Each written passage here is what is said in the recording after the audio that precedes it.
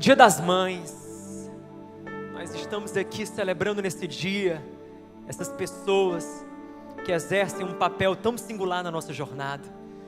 Nessa canção nós falamos de Jesus, e nós falamos do amor de Jesus, porque nós entendemos que tudo aquilo que há de lindo, precioso, maravilhoso na criação é um reflexo de um atributo do Criador. Esse amor extravagante de mãe sobre o qual nós vamos falar hoje, ele só existe na mãe, porque antes existe naquele que criou cada mãe. É um amor que é pertinente ao coração de Deus. Esse é o amor extravagante. Então eu quero convidar você nesse momento, as mamães aí que estão aqui, ficarem de pé. Nós vamos orar, nós vamos pedir para que a graça de Deus, o amor do Senhor encha a sua vida. Amém. Pai, no nome de Jesus, nós queremos abençoar cada mãe, pedir que o Teu Espírito Santo Ele possa, ó Deus, derramar a Tua graça, a Tua sabedoria, fazer com que cada uma, Senhor, seja um canal de Deus na sua casa, no seu lar, que elas levantem não apenas filhos, mas homens e mulheres de Deus. Pai, que em o nome de Jesus, sobre elas repouse a Tua graça, sobre elas venha a Tua sabedoria, sobre elas venha a Tua virtude, em o nome do Senhor Jesus, que sejam mulheres fortes, cheias da Tua presença, Senhor, confiantes em Ti, dependentes do Senhor a cada dia, que o Senhor, ó Deus, possa usá-las como instrumento nesse dia, nesse tempo, nessa geração, Pai, em nome de Jesus. É assim que nós oramos e abençoamos cada mãe aqui nesse lugar. Se você crer, você pode dizer amém. Se você for filho e estiver perto da sua mãe, dá um abraço aí nela, dá um abraço, dá um beijo, deseja um feliz Dia das Mães. Porque ninguém, mãe faz qualquer coisa, cada loucura. Se a gente fosse aqui, hein, fazer uma entrevista com cada mãe, perguntar o que as mães já fizeram aqui pelos filhos, enfim, é um amor extravagante. E eu quero convidar você a nós hoje nos inspirarmos a partir de um texto da Palavra de Deus, que fala sobre uma mãe que também teve um amor extravagante. O nome dela é Ana. Então, se você tiver Bíblia, abra comigo em 1 Samuel, capítulo 1, a partir do versículo 1.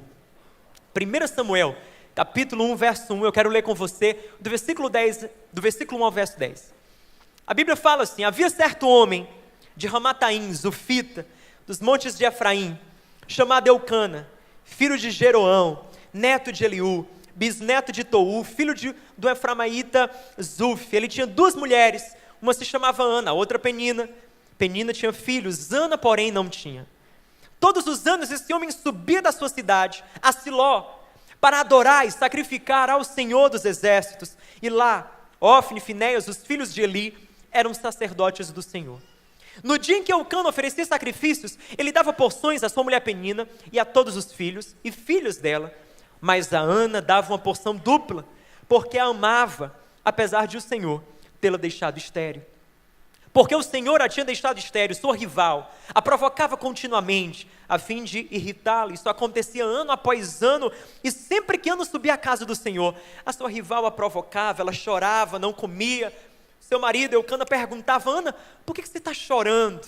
Por que você não come? Por que você está tão triste? Será que eu não sou melhor para você do que 10 filhos? Certa vez, quando terminou de comer e beber em Siló, estando o sacerdote ali sentado em uma cadeira, junto à entrada do santuário do Senhor, Ana se levantou e com uma alma amargurada chorou muito e orou ao Senhor e fez um voto dizendo: Senhor dos exércitos, se deres atenção à humilhação de tua serva, se te lembrares de mim, não te esqueceres de tua serva, mas lhe deres um filho, então eu o dedicarei ao Senhor por todos os dias de sua vida, e o seu cabelo e a sua barba nunca serão cortados. Amém. Queria convidar você para orar comigo, pedir que a palavra de Deus fale ao teu coração. Pai, em nome de Jesus, nós queremos te agradecer, Senhor, te agradecer pela tua palavra, e queremos te pedir que essa palavra, que ela é viva e eficaz, ela fale conosco, ela mude quem nós somos. Ela mandando matar os meninos hebreus, a tal da Joquebede fez uma cesta, colocou Moisés, e ela pegou o filho que estava na cesta e levou até o Nilo, deixou ele correr pelo rio, na esperança de que o Senhor livrasse o menino. Afinal de contas, ela não queria ver o seu filho morto, A gente vê tantos casos, por exemplo, Maria foi um exemplo. Maria amou tanto Jesus, aquele menino que mesmo antes de nascer, ela já amava tanto aquele bebê que ela sabia que era um presente de Deus, que quando ela ficou sabendo que Herodes estava mandando matar os meninos na época, ela fugiu, ela correu, mesmo perto de já ter a luz, não é? O filho, e ela teve Jesus num estábulo, num lugar sujo, mas para que ninguém soubesse que ele estava nascendo, para que ninguém soubesse, não é? Ou houvesse a possibilidade de Jesus ser morto. Mãe é mãe tem esse coração, e a Bíblia fala do começo ao fim de tantas mães que fizeram a diferença. Essa história de 1 Samuel capítulo 1 é a história de uma mãe, fala da vida de Ana, e Ana era uma mãe que tinha a vida marcada por muitas frustrações. O texto fala que ela não poderia ter filhos, era a natureza dela ser estéril, e devido a isso, ela tinha uma série de problemas, até emocionais. A gente percebe que há uma disputa. A Penina, outra esposa do marido de Ana, ficava irritando ela, provocando. Então, a gente vê ferida emocional, frustração, decepção. Mas no meio dessa história, Deus vem e muda a sorte dela. E com Ana eu aprendo o que é verdadeiramente ter um amor extravagante. Nós estamos usando a história de Ana, não apenas porque ela é um exemplo de maternidade, mas porque ela é um exemplo de fé, e eu acredito que isso é o suficiente para servir de exemplo para todos nós. Essa mensagem não é apenas para as mães, aplica-se às mães, mas é uma mensagem para cada pessoa nesse lugar.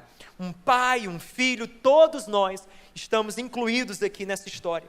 A trajetória, a jornada de Ana pode ser definida por 4 palavras que eu queria que você guardasse no teu coração. Amém? Você pode guardar? A primeira palavra é propósito, diga comigo propósito. A segunda palavra é oração, diga oração. A terceira palavra é dedicação, diga dedicação. E a quarta palavra é consagração, diga consagração.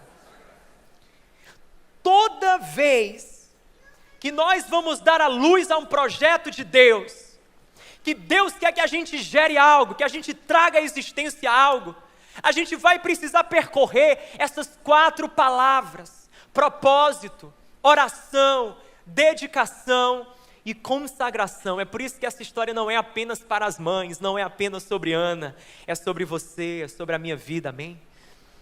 Propósito, oração, dedicação, consagração. Primeira coisa que eu aprendo, esse amor de Ana, o amor extravagante dessa mulher, era um amor voltado a um propósito, ao propósito de Deus. Quando Ana, ela ora pedindo ao Senhor um filho, ela não pede apenas uma criança, mais uma criança. Ah, Senhor, eu quero ter filho para simplesmente ter. Não. Ela diz: Senhor dos exércitos, se tu deres atenção à humilhação da tua serva, se de mim o Senhor se lembrar, se o Senhor não se esquecer de mim, me der um filho, eu o dedicarei ao Senhor.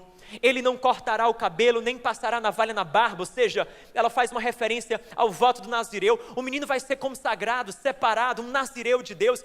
Deus, eu estou te pedindo não apenas um filho, eu estou te pedindo um projeto teu, um profeta, alguém que vai fazer diferença. A minha gravidez, Senhor, tem propósito.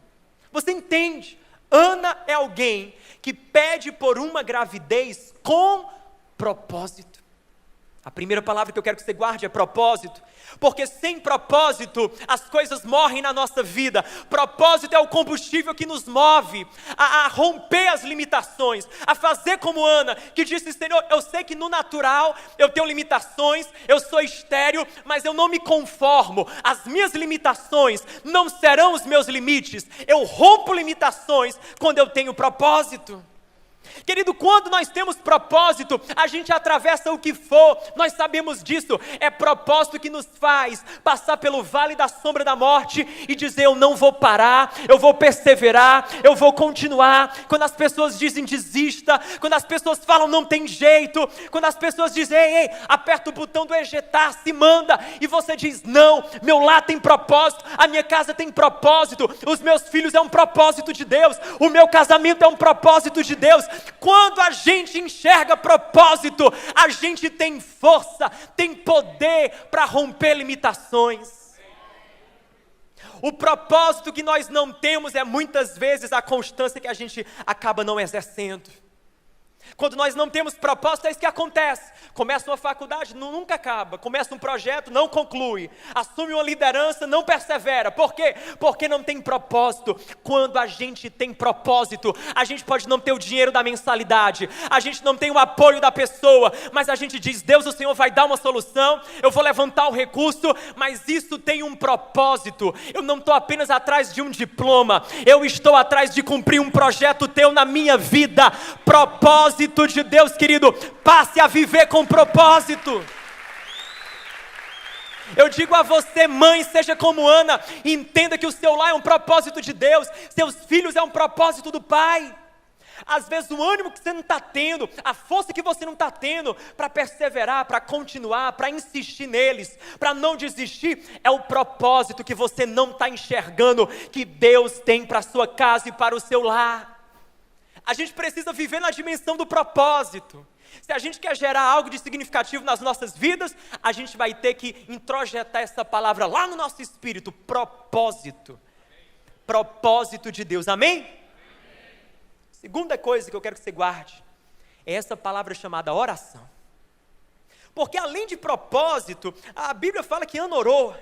Ela orou e a palavra diz no versículo 13 de 1 Samuel 1, enquanto ela continuava a orar diante do Senhor, enquanto ela continuava, ou seja, Ana orava, e orava, e orava, e orava, porque ela estava dizendo: Senhor, eu sei que no natural as coisas não estão dando certo, mas quando eu oro, eu começo a operar no sobrenatural. Eu começo a aplicação com as mães, dizendo: mães, lembre-se de uma coisa, mães de joelhos, filhos de pé. Lembre-se do poder da oração. A oração que não perdeu a validade, que não perdeu o seu valor, que faz a diferença. A oração que move céus e terra. Oração. A oração que é a fraqueza do homem descansando na onipotência de Deus. A oração que é eu e você adentrando em possibilidades infinitas. A oração que é eu e você reconhecendo: Senhor, eu por mim mesmo não posso, mas com a tua ajuda todas as coisas eu posso naquele que me fortalece. Oração. Ana orou, Ana clamou, Ana pediu. É tanto que o nome Samuel é interessante. Samuel, El, de Elohim, Deus. Essa parte primeira, Samu, não é que significa pedido a Deus ou ouvido por Deus. Samuel ganhou esse nome porque Ana entendeu: esse filho só veio porque Deus me escutou. Eu pedi e ele me respondeu. Eu clamei e ele estendeu a mão dele. Ela conhecia o Deus que não tem ouvidos tapados para que não possa escutar, que não tem uma mão encolhida para que não possa agir. Oração faz toda a diferença. Às vezes dentro de casa, a gente fica tentando resolver no grito, na briga, no conflito, aquilo que a gente deveria estar resolvendo em oração. Eu penso que de vez em quando os confrontos e os enfrentamentos, eles são necessários. Tem um pessoal que diz: não, é bom, né, quando o lar não tem enfrentamento nenhum, quando ninguém, né, fala alguma coisa e tem alguma faísca saindo. Não, cuidado, porque às vezes a falta de confronto denuncia as relações que são superficiais demais.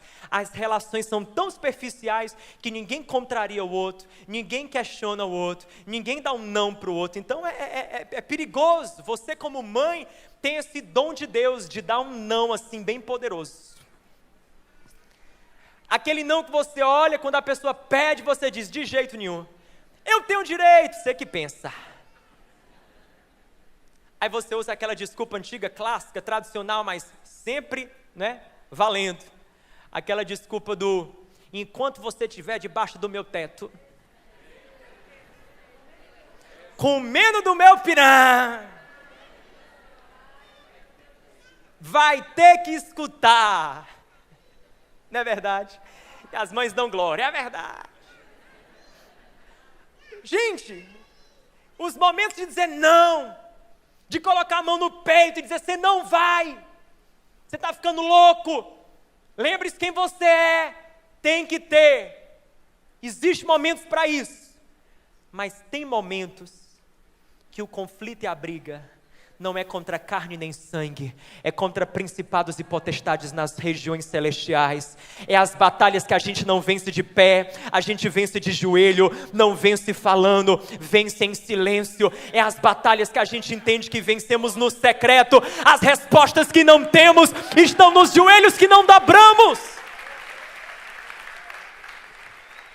A gente precisa entender o poder da oração. Tudo vai passar pela oração, mas não para aí, porque a Ana não apenas ora, ela se dedica. Depois que ela ora, Deus responde, manda o filho, ela engravida, dá a luz, o menino ali bebê, ele passa a ser alvo de dedicação. A palavra fala em 1 Samuel capítulo 1, versículo 21, que subiu Eucana com toda a sua casa para oferecer o sacrifício anual, cumpriu o voto, porém Ana não subiu e disse para o marido: quando o menino for desmamado, eu o levarei, para que apareça perante o Senhor, e lá fique para sempre. Então o pessoal está todo mundo indo lá para o sacrifício anual, e a Ana fica em casa, cuidando dele, se dedicando ao menino, até que ele atingisse a idade aonde ela levaria ele para o sacerdote. Ela recebe a promessa, mas ela está na fase de cuidar da promessa, cuidar do presente que Deus deu para ela. Dedicação. Oração e dedicação andam juntas. Por mais que você ore, a oração, por mais fervorosa, poderosa e intensa que seja, jamais vai isentar eu e você da necessidade de dedicação. A dedicação, por mais esmerada, por mais excelente que seja, jamais vai diminuir o poder da oração. Eu tenho um princípio que eu busco aplicar na minha vida. O princípio é o seguinte: eu oro como se tudo dependesse de Deus, e eu me dedico como se tudo dependesse de mim. Às vezes as pessoas perguntam: ô João, como é que você faz quando você vai pregar? Eu oro como se tudo dependesse de Deus. Quem vai falar é o Senhor, quem vai transformar uma vida é o Espírito Santo, quem vai converter um coração é Jesus. Mas eu me preparo, estudo, me dou e me dedico como se tudo fosse depender de mim. Porque na oração eu reconheço, é Deus. Na dedicação eu reconheço, sou eu. Na oração eu reconheço, é pelo poder e a graça de Deus. Na dedicação eu reconheço, se eu não tomar a decisão certa, ninguém vai tomá-la por mim. Se eu não tomar a escolha sábia, ninguém vai tomar por mim. A decisão, a oração e a dedicação, elas andam juntas. Uma não diminui a outra. A Ana, ela ora, pede, recebe, mas ela se dedica. Você está entendendo? Ter promessa de Deus dá trabalho. Não queira o bônus sem o ônus, porque começa pela dedicação. Às vezes a gente quer receber a promessa de Deus, a gente quer que Deus faça algo, a gente quer gerar algo da parte de Deus, mas a gente não está entendendo que envolve entrega, envolve colocar a mão na massa. Pergunta para Abraão como é que foi. Abraão, como é que foi receber uma promessa? Rapaz, começou complicado, porque a primeira palavra que Deus disse foi sai. Deus não disse nem receba, ele disse sai. Antes de Deus oferecer algo, ele me tirou de algo. Antes de Deus me dar alguma coisa, ele me mandou eu me mandar de outra coisa. Ele disse: sai da tua terra, sai da tua parentela. Gente, promessa de Deus dá trabalho, porque passa pela dedicação. E aí vamos às nossas famílias e aos nossos lares. Já que é dia das mães, ter um lar sadio dá trabalho. Levantar homens e mulheres de Deus dá trabalho. Construir, entende, caráter em alguém dá trabalho. Pastor Costa Neto fala muito sobre isso. Ele costuma dizer: ora, o ser humano ele nasce homem, mas ele se torna humano. Ele nasce um ser vivo, nasce uma criatura, mas ele aprende a ser humano. É você como mãe, é você como pai que vai incutindo esses valores, que vai lapidando esse caráter, que vai moldando um padrão, uma referência moral para essa pessoa. Você está entendendo? Envolve dedicação. Filhos abençoados não são um acidente, são resultado também de dedicação, de oração e de dedicação. Existe um equilíbrio. Tem gente que diz: ah, meu Deus, eu oro por ele, oro por ele, oro por ele. mas o quanto você se dedicou ou tem se dedicado, porque a oração não elimina a dedicação. Tem gente que diz, mas eu faço, eu levo, eu pego, eu converso, eu vou atrás, mas o quanto você tem orado, porque tem coisas que não sou eu, nem você que responde, nem faz, é Deus quem opera, é Deus quem resolve, é Deus quem age. Está fazendo sentido? Oração e dedicação, elas andam juntas. Eu quero convocar você, meu irmão, minha irmã, vá fundo na oração e na dedicação. A promessa de Deus tem esse preço chamado compromisso, e para esse preço não tem desconto e nem tem cupom promocional. Ou é ele ou é ele. Amém? Quarta palavra que eu quero que você guarde é a palavra consagração. Diga consagração. A primeira é propósito, a segunda palavra é oração, a terceira é dedicação, mas a quarta é consagração, porque um amor extravagante, esse amor de Ana, e o amor que precisamos ter também, pelos propósitos e planos de Deus na nossa vida, é um amor que consagra o melhor para Deus. 1 Samuel capítulo 1, versículo 24, fala do momento que Ana, depois de ter amamentado e cuidado do menino, ela vai dar aquele menino para o sacerdote, ela vai levá-lo ao templo, e a palavra fala que Ana se volta para aquele sacerdote e disse, meu Senhor, viva a tua alma, eu sou aquela mulher que aqui esteve contigo para orar ao Senhor, por esse menino eu orava, o Senhor atendeu minha petição, que eu havia feito, por isso também ao Senhor, eu o entreguei, por todos os dias que ele viver, pois ao Senhor foi pedido. Consagrar, dar para Deus, separar para aquilo que é sagrado. Quando eu olho a história de Ana, esse é um ponto que me chama a atenção, porque parece um paradoxo, uma contradição. A mulher não tem filho, ela ora, pede tanto, na hora que Deus dá, ela vai e devolve. É como alguém pedir um presente para você, rapaz, estou precisando de uma blusa nova, me dá uma blusa nova, quando puder, vai lá, dá um jeito, parcela, ei, vou te mandar uma foto, ó a blusa que eu quero, Aí você vai e finalmente compra a blusa, aí compra, leva, faz aquela embalagem bonita, e dá para a pessoa, ó um presente para você aqui, ó. Aí você pega, veste a blusa, passa uma semana, tira as fotos tudinho, posta, porque tem que bater a foto, postar para dizer que é sua. E depois de uma semaninha, você manda a mensagem para a pessoa, ei, vem aqui. Aí você tem uma conversa, toma de volta o presente que você me deu. Faz sentido. Quando eu olho para a vida de Ana, parece que esse negócio funciona assim, Deus vai, dá o presente, e ela diz, Senhor, toma de volta. O fato é, o que Ana está me ensinando, é que quando Deus nos dá algo, quando Deus nos concede algo, a melhor coisa que a gente tem a fazer é de fato devolver para Deus, porque ninguém sabe cuidar melhor, ninguém sabe tratar melhor do que Deus.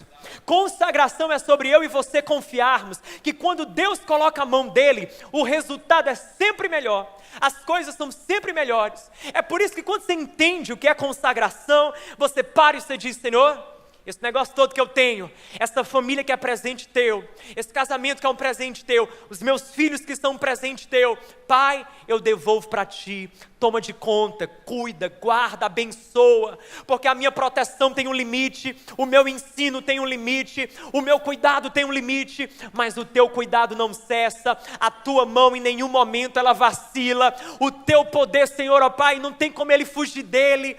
Consagração é isso, é entender que Deus sabe como cuidar, muito melhor do que eu e você. Essa é a forma que a gente deveria lidar com cada bênção na nossa vida. Quando a gente entende que tudo vem dele, tudo procede dele, a melhor coisa que a gente pode fazer é devolver para o Senhor. É devolver em uma atitude como alguém que diz, Senhor, muito obrigado, isso aqui é bom demais, mas a melhor coisa que eu posso fazer é te dar de volta, porque o Senhor vem em primeiro lugar, o abençoador vem antes da bênção, a tua posição não tem bênção alguma que tome. Quando a gente devolve, quando a gente consagra, é isso que nós estamos fazendo. Eu encerro essa mensagem com uma frase que o Martin Luther King tem, que eu acho interessantíssima. Ele diz assim, eu posso segurar muitas coisas em minhas mãos, e posso perder todas elas, mas jamais perderei aquilo que coloquei nas mãos de Deus. Eu posso perder todas as coisas, eu posso segurar tudo, eu posso fazer o que for, mas eu jamais perderei aquilo que coloquei nas mãos de Deus, aquilo que eu entreguei nas mãos de Deus. Eu posso fazer uma pergunta para você: o que é que você precisa consagrar para Deus? O que é que ainda está nas suas mãos e por isso está dependendo apenas do seu cuidado, do seu poder, da sua habilidade, e precisa ser passado ou transferido para as mãos de Deus? Seus filhos, consagre, coloque nas mãos de Deus. Seus projetos, sua carreira, seus sonhos, que tal você colocar nas mãos de Deus? Porque aquele que confia no Senhor, aquele que entrega tudo absolutamente ao Senhor, verá os seus desígnios, seus planos estabelecidos. Porque quando a gente começa a consagrar para Deus, quando a gente começa a entregar para Deus, Deus começa a alinhar o nosso coração com dele, a colocar a vontade dele no nosso coração. É incrível quando a gente tem essa atitude de entregar, essa atitude de fé. E eu preciso fazer esse pedido aos pais, às mães que estão aqui. Nós vivemos dias onde esse projeto chamado família é tão atacado, por muitos é tão desacreditado. Quem sabe você veio de um contexto onde por alguma razão você mesmo acabou desacreditando da família. Mas eu quero dizer para você que Deus colocou e posicionou você nesse lar e nessa casa, para que você não apenas tenha filhos, mas para que você tenha profetas de Deus. Não para que apenas você tenha algumas crianças ali, mas para que você tenha gente que vai mudar o mundo, gente que vai ser canal e instrumento de Deus. E saiba que o seu poder, o seu agir, a sua capacidade, ela tem limite. A melhor coisa é quando você consagra para Deus. Pensa numa coisa linda que eu acho, é quando alguém chega para mim e diz assim: João, eu oro por você. Eu acho maravilhoso. É o melhor presente para mim. Não que você não possa me dar presente, estou até perto de casar, se quiser me dar, eu aceito. E ora também, né? Mas é porque oração é maravilhoso. Eu me sinto cativado, né, pastor? Alguém chega e diz: João, eu oro por você. Eu me sinto assim, porque eu sei que aquela pessoa está me entregando nas mãos daquele que tudo pode, tudo tem, tudo consegue, tudo sabe. Que aquela pessoa está me entregando nas mãos daquele que tem algo para me dar que nem ela tem, nem ele tem. Que aquela pessoa está dizendo: João, eu estou te lançando no colo daquele que quando ninguém te dá cola, ele te dá, daquele que quando ninguém te abraça, ele te abraça, quando ninguém te compreende, ele te entende. Que aquela pessoa está dizendo: João, eu estou te lançando nas mãos do oleiro, aquele que sabe te mudar, te moldar, te preparar e te alavancar para o teu futuro e para o teu destino. É por isso que eu quero dizer a você: sejamos como Ana, que a gente resgate o poder da consagração. Minha irmã, cuidado com as suas palavras, seja fonte de bênção, abençoe, separe a pessoa do comportamento. Quem sabe no presente momento ele está sendo mal criado, mas ele não é aquilo que ele fez ou faz. Abra a sua boca para abençoá-lo, para afirmar a identidade que ele tem em Deus. Diga: bendito é você, você é abençoado na entrada, na saída, bendito por onde você passar, bendito em qualquer lugar que você estiver. Eu te entrego ao Senhor, sua vida é de Deus, é de Deus, é de Deus. Eu tenho uma teoria, que eu ainda não encontrei assim um versículo na Bíblia, mas a minha teoria, falando aqui para as mamães, é que na fila da oração, mãe tem lugar preferencial. Não é? Eu tenho isso dentro de mim, porque se eu, quando às vezes uma mãe procura para pedir oração, eu fico naquele sentimento de: meu Deus do céu, se eu pudesse eu já pegava esse menino aqui, dava umas palmadas e dizia: te ajeita. Mas eu não posso, eu não mudo ninguém. Imagina o Todo-Poderoso, aquele que ama com amor perfeito, aquele que ama com amor abundante. Eu digo: Senhor, essa daí, na hora que ela chora, os anjos colhem no odre cada lágrima, cada clamor e cada oração é escutada, é ouvida pelo Senhor. Minha irmã, vá nessa fila chamada oração, você tem lugar lá. Consagração Nesse tempo onde o lar e a família, como comentei, é tão atacado, é hora de nós vivermos em lares consagrados. E quanto mais o inimigo ataca, mais a gente consagra. Quanto mais ele se levanta contra, mais a gente consagra, mais a gente consagra, mais a gente consagra, mais a gente diz: não é meu, é de Deus, é do Senhor. Vai, Senhor, vai à frente, opera, coloca a tua mão, Espírito Santo, entra aqui. É isso. Que a gente saia desse lugar com esse entendimento, com esse desafio, amém? Que a gente saia desse lugar com esse desafio, que a gente tenha esse espírito de Ana, amém? Propósito. Você pode dizer comigo: propósito, oração, dedicação, consagração. Propósito, porque nada tem um começo sem propósito, e aquilo que tem começo sem propósito tem um fim bem ali. Tem que ter propósito. Oração, porque a gente não pode depender do nosso poder apenas. Quem faz é Deus, quem opera é Ele, tem portas que só Ele abre. Sim, tem ações que é Jesus intervindo. Dedicação, porque tem escolhas que são minhas. Para todo bônus há também um ônus, para toda promessa há também uma entrega. Dedicação, mas consagração, porque toda bênção que Deus me dá, Ele não me dá de fato, Ele me concede, mas eu vou e devolvo e digo: Senhor, nunca foi meu, nem nunca será, tudo é teu, a ti toda glória e honra, para ti tudo eu consagro. Você pode ficar de pé no seu lugar. Quero orar por você, fazer uma oração final.